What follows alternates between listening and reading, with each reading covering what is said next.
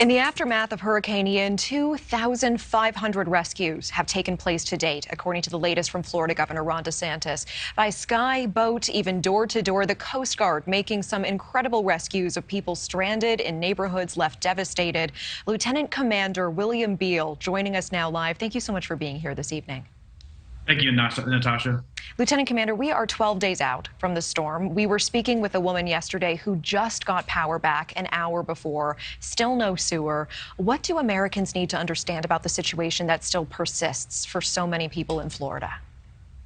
Well, speaking on behalf of the Coast Guard, I think they're just going to have to understand it's going to take some time. Obviously, the immediate search and rescue effort is over from the post-storm. And that was our commander's #1 priority. Rear Admiral Brendan McPherson made it clear that saving lives was going to be our top priority. After that, it was the reconstitution of our ports, Tampa, Miami, Jacksonville, and just as recently as Friday, we reopened the port of Fort Myers. And then #3, which is the more difficult and kind of long haul journey, is that pollution response, marine environmental response.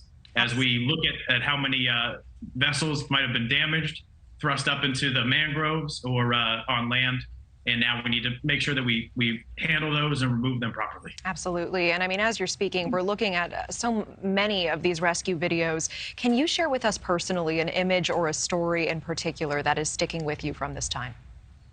Yes, ma'am. So these highlights are amazing, and it's a testament to the crews, both in the air and our combat rubber raiding craft crews, the flood response teams.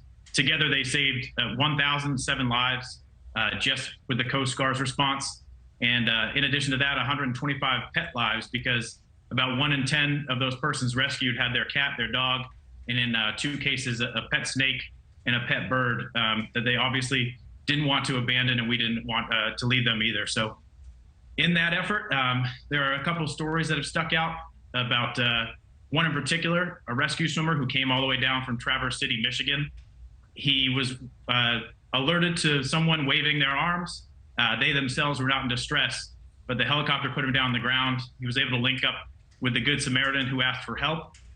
They borrowed a bicycle, and together they rode about a mile down the road to where an elderly couple could not evacuate and needed Coast Guard assistance. So by the air, by the sea, and by bicycle, our Coast Guard teams made a difference last week. I hear you. Absolutely. And continue to make a difference. I know, as you mentioned, it is a long road ahead and multi-factored. Lieutenant Commander William Beal, I so appreciate the work that you do. I appreciate your time. Thank you. Thank you very much. Thank you for watching. Go to newsnationnow.com to find NewsNation on your television provider. And don't forget to click the red subscribe button below to get more of NewsNation's fact-driven, unbiased coverage.